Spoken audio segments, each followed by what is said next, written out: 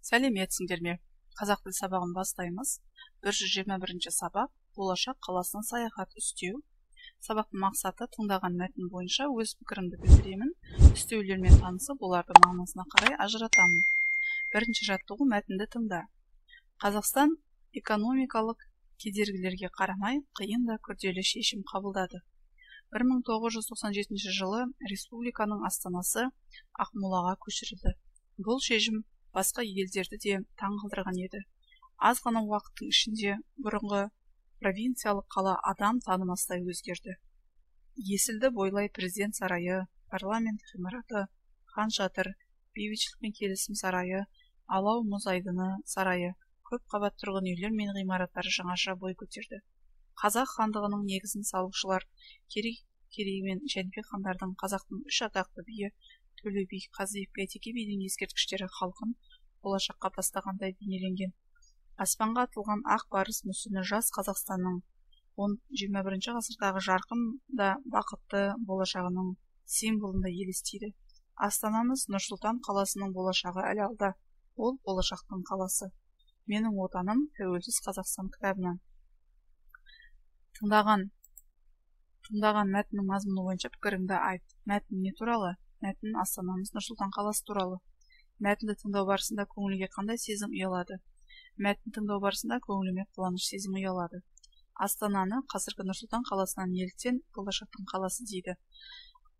Себебі ол болашағы бар қала. Алда әлемді таңғалдыратын қала болар сөзсіз. Аз ғана бұрынғы жаңаша алда үстеу сөздер. Екінші жаттығу: сөздерді оқы. Былтыр, күндіз, төмен, кенеттен, алда, жорта, жоғары. Бұл сөздерді етістіктермен тіркестіріп жаз. Сұрақ қойып, қай сөзбен байланысты тұрғанына назар аудар. Былтыр келді, күндіз барды, төмен сырғыды, кенеттен атылды, алда жүрді, жорта жөнелді, жоғары ұшты.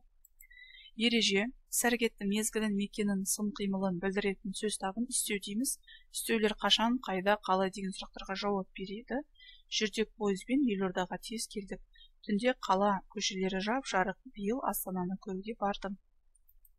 Үшінші жаттығу: ребусты шеш. Шешуіндегі үстеулерді қатыстырып сөйлем құра. Ребустың шешуі: қазір, алда.